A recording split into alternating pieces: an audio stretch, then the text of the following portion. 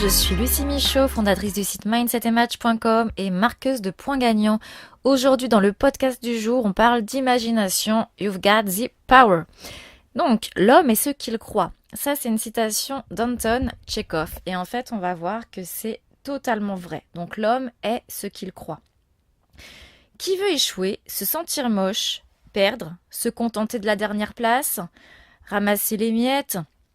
En vérité, personne, parce que nous aspirons tous à être meilleurs. Et vous aspirez à être meilleur, différenciant ou le premier si vous écoutez ce podcast. Et ça, c'est mathématique. Ceux qui vous diront le contraire mentent et surtout se mentent à eux-mêmes. D'ailleurs, l'être humain a cette puissante faculté à se mentir à lui-même. C'est fou. C'est comme ça et c'est scientifiquement prouvé. C'est une histoire de cerveau, paraît-il. Quand il s'agit de passer à un niveau supérieur dans sa vie professionnelle comme sa vie personnelle, la plupart des gens veulent changer mais s'en sentent incapables. Peut-être même que c'est votre cas actuellement. Et c'est le cas de beaucoup de monde. Donc dans ce cas-là, keep calm and listen my podcast to the end. Donc pour ceux qui ne parlent pas anglais, restez calme et écoutez ce podcast jusqu'au bout. Donc, on va parler de zone de confort. Nous avons une meilleure image de nous-mêmes lorsque nous sortons de la zone de confort, la fameuse. Vous savez, cette zone de confort, c'est cette espèce en fait de zone de coton qui nous protège. Cette zone qui sent bon ou pas l'odeur du doudou pas lavé de notre enfance. Cette zone qui nous rend mollasson ou mollassonne. Cette zone qui se prend pour un coussinet moelleux pour ne pas avoir mal quand nous tombons. Mais dans laquelle nous nous sentons si bien en apparence. Donc c'est ça la zone de confort. Et oui, je répète, nous avons une meilleure image de nous, même lorsque nous sortons de cette zone. Nous avons une meilleure image quand nous sortons de cette zone. En fait, pourquoi nous avons une meilleure image? C'est tout simple, c'est parce que nous sommes capables, on se sent capable d'évoluer, de nous dépasser, de nous surpasser, de nous améliorer et d'aller au-delà de nos propres limites. Parce qu'en fait, si les limites n'étaient qu'un trait imaginaire tracé par nous-mêmes, tel une marelle géante, est-ce que vous avez déjà réfléchi à ça? En fait, on se pose nos propres limites. Et c'est des limites qui sont en fait virtuelles. Moi, il y a un an, jour pour jour, en fait, je rencontrais Léane pour la première fois. Léane, elle a 4 ans. Léane, elle est belle, elle est coquette, elle adore les princesses. Et plus tard, elle m'a dit, elle aura une fille qu'elle appellera Blanche-Neige. Ouais, c'est déjà tout tracé. Elle s'appellera Blanche-Neige, sa fille. Et je me rappelle que Léane, elle voulait jouer avec moi, en fait. Elle voulait jouer à Elsa, vous savez, la Reine des Neiges. Mais je lui ai dit qu'on prenait le risque de mettre de la neige partout et d'être perdu en hiver à tout jamais. Alors c'est marrant parce qu'en fait, quand je lui ai dit ça, elle s'est caché les yeux, elle s'est gratté la tête. Puis, elle m'a dit qu'effectivement, il y avait un gros risque qu'on mette de la neige partout et que même ça pouvait être dangereux. Donc du coup, elle m'a dit, viens, on va jouer à Mérida, princesse rebelle. Et pour jouer à Mérida, en fait, il faut savoir viser avec les flèches, parce que Mérida, elle est très agile. Donc j'ai donc appris à la petite Léane à viser avec nos arcs imaginaires et nos flèches imaginaires. On a fait un petit entraînement intensif, on a beaucoup rigolé, et elle est devenue une pro du ciblage. Donc du coup, pour les plus imaginatifs d'entre vous, vous verrez sûrement plein de flèches partout en Normandie. Dernière chose, elle m'a aussi dit que j'étais super belle, mais que la prochaine fois, sans robe, je ne serai plus acceptée chez les princesses. Je suis prévenue. Imagination, ok, mais il y a quand même des codes à respecter. Une question de posture, comme toujours. Donc là, aujourd'hui, en fait, ce podcast, c'est pour vous parler d'imagination et de ce pouvoir de l'imagination. Et on va voir 2 astuces pour hacker votre imagination.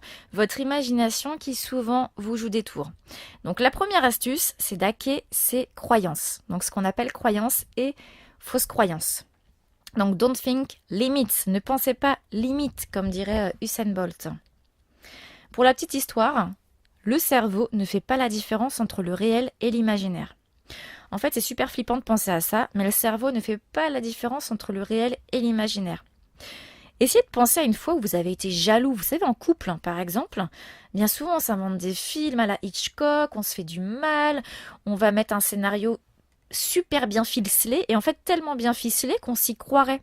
Et on est persuadé en fait que des choses se sont passées, on va se faire du mal, on va pousser le scénario super loin, et ça c'est le fruit de notre imagination. Parce qu'en fait, il y a des choses qui ne se sont pas passées. Voilà, on va se faire du mal, on va être jaloux, on va se dire que peut-être que ça s'est mieux passé avec elle, qu'avant son ex, patati, patata, j'en sais rien. Moi, je suis pas quelqu'un de jaloux, en fait. Je suis pas une personne jalouse. parce que je marche à la confiance, mais je sais qu'il y a des personnes qui sont jalouses et en général c'est le fruit de l'imagination. Et c'est un tort. C'est un tort parce que l'imagination, il faut s'en servir d'une façon positive et pas négative. Et souvent, on s'en sert pour faire de l'imagination négative qui va nous empêcher d'avancer, qui va nous énerver, qui va nous faire prendre des mauvaises décisions. On va être obsédé par les mauvaises choses et c'est pas bon. Il faut arrêter ça. En fait, il faut se servir de l'imagination pour créer notre propre futur, notre propre avenir et devenir meilleur. Donc voilà, ça c'était l'aparté et je trouvais que la parenthèse du couple était très, on va dire très imagée et voilà, ça nous tous arrivait un jour d'être quand même jaloux. Moi je suis pas de nature jalouse, mais oui ça m'est déjà arrivé d'être super jalouse peut-être pour un truc. Bon après faut savoir doser. Donc voilà, donc tout ça pour dire que le fruit de l'imagination c'est quelque chose de fort et de très puissant. L'imagination négative nous dessine nos propres limites car elle est puissante. La peur va stimuler naturellement notre imagination et orienter notre comportement. Et au lieu de créer le futur, nous l'anticipons de façon bizarroïde. Et on va prendre parfois les mauvaises décisions. Et on va se mettre en fait dans le passé plutôt que penser au présent et au futur qu'on va construire. Comme qui peut le moins, peut le plus. Faut se dire une chose, l'imagination en fait ça peut être un boulet pour certains et de grandes ailes pour d'autres. Et à vous de savoir si vous voulez galérer à avancer ou si vous voulez en fait voler loin devant. La vie, c'est une question de choix, comme toujours.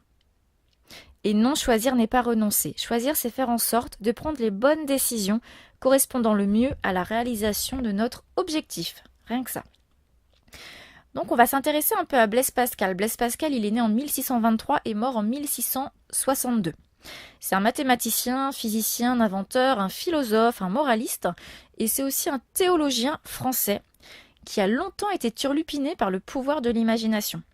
Donc imaginez en fait un cartésien super terre à terre dépassé par un truc fictif pondu par notre propre cerveau. Il en a déduit que l'imagination était souvent un frein pour l'homme et que c'était également un fléau. Cependant, il s'est rendu compte que c'était un outil que l'on pouvait maîtriser à condition d'en prendre conscience. D'ailleurs, il a dit « Les hommes prennent souvent leur imagination pour leur cœur. » Et l'imagination dispose de tout. Elle fait la beauté, la justice et le bonheur qui est le tout du monde. Donc ça, c'est dans les pensées de Blaise Pascal qu'il a écrit donc au long de sa vie et qui ont été, il les a même pas terminées parce qu'il est mort avant. Et Pensées de Pascal, c'est sorti en 1670. Donc ça en fait des années déjà. Donc tout ça pour dire que bien souvent, nous développons ou créons des croyances et des valeurs pour justifier notre passé, donner du sens à des situations de notre vie. C'est une espèce de machine à excuses ultra puissante. Une espèce d'équation géante à plusieurs inconnus que l'on se crée. Ok, contrairement aux mathématiciens, on ne vérifie même pas la probabilité ni la concordance du truc ou de notre propre théorie. On va partir d'une équation du type « ceci me donne cela » ou « si ceci s'est passé réellement dans le passé, que cela est probable, alors c'est... » Je suis convaincue que blablabla. Donc si un chien noir m'a mordu quand j'étais petite, donc je vais penser que tous les chiens noirs sont méchants. Si ça m'est arrivé, c'est parce que voilà, on va toujours rejeter la faute sur les autres, c'est jamais nous. Donc attention à l'imagination parce qu'elle va vous jouer des tours. Ne jamais rejeter la faute sur les autres. En fait, faut accepter prendre la responsabilité. Dans la vie, il y a des fautifs, mais on est responsable des situations, de ce qu'on veut. Et comme en fait, il y a un super adage qui dit quand on n'aime pas quelque chose, on le change. Si on veut pas le changer, on apprend à l'aimer. Mais voilà, à un moment donné, c'est soit ça ou pas. Mais il faut pas refaire l'histoire. L'histoire qui est passée, on ne la refait pas. L'imagination va essayer de la refaire, mais vous faites plus de mal qu'autre chose. En fait, servez-vous de votre imagination pour pour être orienté solution, pour penser et créer votre futur, pour être plus heureux, pour aller de l'avant, pour vous donner des ailes en fait. Donc ça, c'était ma petite astuce et mon petit conseil du jour pour que vous puissiez avancer. Donc voilà, donc ne faites pas vos propres conclusions avec votre imagination qui est souvent fausse pour justifier votre inaction ou votre position d'infériorité ou vos problèmes dans votre vie. Parce que jamais nous théorisons le fait que dans 90% des cas, nous racontons des grosses bêtises. Et bien souvent, nous la cultivons, notre propre bêtise. C'est un champ de conneries possible, si je puis dire. Donc là, on n'est pas dans un champ de possible, mais dans un champ de conneries. Donc le cerveau humain serait-il tordu? Moi, et pas qu'un peu, mais c'est ce qui rend le cerveau aussi fascinant que stimulant. Donc deuxième astuce, on va hacker notre propre système de valeurs. Comme on dit, qui veut trouve un moyen, qui ne veut pas trouve une excuse. Et les excuses, c'est pas ce qui manque en fait. Et la bonne nouvelle, c'est que les moyens, ce n'est pas ce qui manque non plus. Pour cela, il faut comprendre en fait votre propre système de valeurs. Chacun des valeurs d'usage, chacun a un fonctionnement. C'est pas parce que vous pensez telle chose que c'est la meilleure chose pour tout le monde. On a chacun nos préférences cérébrales, on a notre façon de fonctionner et c'est comme ça et puis c'est tout. Faut pas imposer votre système de valeurs aux autres en fait, faut juste chercher à comprendre. Donc, comment on comprend le système de valeurs? Déjà, il faut savoir quelles sont vos valeurs. Donc, notez-les. Quel est votre moteur en fait? Qu'est-ce qui vous pousse à passer à l'action? Et troisième question, c'est quels sont vos déclencheurs d'émotions? En fait, qu'est-ce qui va déclencher en vous votre joie? Qu'est-ce qui va déclencher votre peur? Qu'est-ce qui va déclencher votre tristesse? Qu'est-ce qui va déclencher votre dégoût? Mettez des mots dessus pour comprendre, reconnaître ces déclencheurs, en fait pour les maîtriser ensuite. Ça va permettre de mieux appréhender les choses et de gérer votre imagination. Donc mettez des mots parfois, il suffit d'un mot et ça va nous énerver. Et c'est souvent le même mot qui va nous énerver. Et si on remplace ce mot par un autre, peut-être qu'on va mieux comprendre une situation. Donc tout ça, c'est des déclencheurs. Pareil pour la tristesse. Qu'est-ce qui fait qu'on est triste? Qu'est-ce qui va déclencher? Est-ce que c'est une phrase? Est-ce que c'est une situation? Est-ce que c'est une musique? Ça, faut le noter parce que si vous ne voulez pas être triste, c'est important de contourner ces mots et de les remplacer, de remplacer les musiques. En fait, le but, c'est pas de se faire du mal. Et si quelque chose déclenche chez vous rire et joie, ça, faut en user et en abuser en fait, parce que ça va vous rendre plus heureux, plus sexy, plus enthousiaste et plus heureux en fait. Donc voilà, tout ça, ça va vous permettre de vous focaliser sur l'essentiel et sur votre but ultime. Le reste, c'est bullshit ou pipi de chat. Et d'ailleurs, qui d'entre vous aime le pipi de chat? Moi perso, j'en connais aucun. Donc c'est en donnant du sens que vous serez orienté moyen et cela permettra de changer le mode de pensée de votre inconscient. Parce que la plupart des choses est stockée dans notre inconscient. C'est important de le savoir. Donc, ce que je vous donne comme astuce, c'est pour changer et modifier votre inconscient de façon à ce que vous atteigniez vos objectifs et que vous soyez plus heureux. Dans votre vie professionnelle, mais aussi personnelle en fait. Donc quand vous comprenez ça, vous allez comprendre énormément de choses. Autre élément important, il est facile de croire en quelque chose s'il n'y a rien en jeu, en fait. On va prendre un exemple connu qui se nomme le test à 1 million de dollars. Donc ça, c'est une ressource, c'est David J. Lieberman. Vous pouvez le retrouver dans un de ses livres, alors je ne sais plus lequel, mais ça s'appelle le test à 1 million de dollars. Voilà, donc je vais vous lire ce test. Il est facile de croire en quelque chose s'il n'y a rien en jeu. C'est le cas de ce chef d'entreprise qui, par principe, refuse d'embaucher un individu appartenant à une minorité. Si vous dites à cet employeur que l'individu en question peut lui rapporter 1 million de dollars, il va être en proie à un terrible dilemme et devoir faire un choix. Les statistiques montrent qu'il a tout intérêt à recruter cette personne. Et pour cela, il doit changer sa vision des minorités.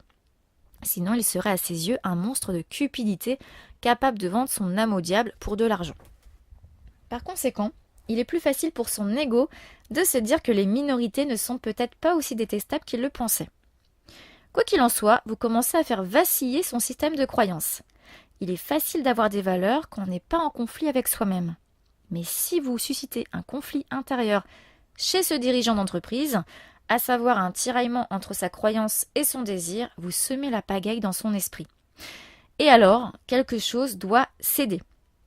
Conclusion, donc je répète, si vous suscitez un conflit intérieur, donc c'est un tiraillement entre la croyance et le désir, vous semez la pagaille dans l'esprit. Et quelque chose doit céder, donc soit la croyance, soit le désir, ou soit la responsabilité, ou soit la conviction. C'est le cas en entreprise parfois. Je vais prendre le cas d'un DRH, donc d'un directeur des ressources humaines, qui doit peut-être licencier des personnes parce que c'est la crise et il y a un plan social. Donc, sa responsabilité en tant que DRH, pour le bien de l'entreprise, ça va être de licencier. Ça se trouve, son cœur, donc sa conviction va dire oui, mais je ne peux pas licencier des personnes parce que je suis attachée aux personnes. Ces personnes-là aussi ont construit l'entreprise. Donc ce ne serait pas juste de les licencier. Et parfois on est tiraillé entre notre responsabilité et notre conviction. Donc c'est le cas en entreprise, mais ça peut être le cas aussi dans votre vie personnelle. Entre ce qu'on doit faire et ce qu'on aimerait faire, il y a une différence. Il y a le cœur, il y a la raison. Donc je vous invite à réécouter cette petite histoire, ce test 1 million de dollars. Vous, dans ce type de situation, qu'est-ce que vous faites? Pensez à des situations similaires, parce qu'on a tous, en fait, on est tous enclins à des dilemmes dans la vie. Et qu'est-ce que vous écoutez? Votre conviction, votre responsabilité, votre raison, votre cœur? Comment vous changez et comment vous hackez votre système de croyance pour être en adéquation avec vous-même? Plus vous serez en adéquation avec vous-même, plus vous serez heureux, plus vous serez aligné, plus vous prendrez les bonnes décisions. À savoir, il y a encore un petit truc, ça je l'ai déjà dit, mais je le répéterai toujours, votre peur l'emportera toujours sur votre désir. C'est une règle, ça c'est le cerveau reptilien. En fait, depuis la nuit des temps, on marche à la peur, parce qu'à l'époque, quand on était des hommes préhistoriques, oui, la peur permettait d'assurer la survie. La peur, c'est ce qui permet de nous protéger, d'entendre les bruits bizarres, voir s'il y a des ennemis, donc on marchait à la peur. Aujourd'hui, on a moins de raisons on va dire de marcher à la peur, mais pourtant la peur est toujours présente puisque c'est une partie de notre cerveau instinctif et animal. Donc la peur, c'est mathématique, ça l'emporte sur le désir, c'est une règle. Si vous souhaitez que votre désir gagne la bataille, il vous suffit de faire sauter le verrou de la peur, qui n'est que de l'imagination en fait. La peur, c'est que de l'imagination. Donc transformez l'imagination négative en imagination positive. Si vous vous voyez échouer, faites l'inverse. Imaginez-vous gagner. Et vous allez voir que ça fait une différence. D'ailleurs, les entraîneurs de la NBA, il y en a beaucoup qui fédèrent leurs joueurs et qui entraînent leurs joueurs avec la visualisation. Et ils disent à leurs joueurs, ok, vous vous êtes entraînés, maintenant vous allez visualiser le match et vous vous visualisez en train de gagner. Vous écoutez, vous entendez le public vous acclamer, vous vous voyez marquer des points, vous vous voyez gagner et vous savez que vous pouvez le faire. Parce que je vous ai dit au début, le cerveau ne fait pas la différence entre le réel et l'imaginaire. Donc si vous le pensez, vous le croyez en fait. Donc imaginez que des choses bonnes, et il y a un grand risque que ces choses bonnes vont arriver dans votre vie. Si vous avez peur, si vous vous voyez échouer, si vous imaginez votre mari vous tromper, ou peu importe, ça ne présage rien de bon en fait, et vous allez attirer ces choses. Donc faites la différence et dites à votre imagination, hop, imagination positive, transformez le négatif en positif. Si vous vous imaginez échouer, arrêtez tout de suite et dites, ok, je vais m'imaginer gagner. Si je peux le faire, si je me vois faire, il y a des grandes chances que je puisse le faire. Entraînez votre cerveau, comme ça, il faut le hacker. Donc voilà. Donc quand vous avez compris cela, vous pouvez hacker votre système de pensée et celui de l'autre. Donc démarquez-vous, marquez les esprits parce que c'est votre image qui est en jeu. Et parce que votre imagination vous jouera toujours des tours et votre imagination pourra vous mener très loin ou nulle part. Mais en tout cas, c'est vous qui choisissez. Donc tout ça, méditez dessus. Et retrouvez-moi sur le site Mindset et Match. Vous pouvez retrouver l'article dans son intégralité sur le site www.mindsetandmatch.com et il s'appelle Imagination, You've Got the Power. Donc comme une parole reçue non distribuée est une parole volée, pensez à partager autour de vous. Voilà, je vous dis à très bientôt. N'hésitez pas à commenter, à partager et à me dire s'il y a un thème que vous voulez que j'évoque. Ça sera avec plaisir. À bientôt. Ciao, ciao.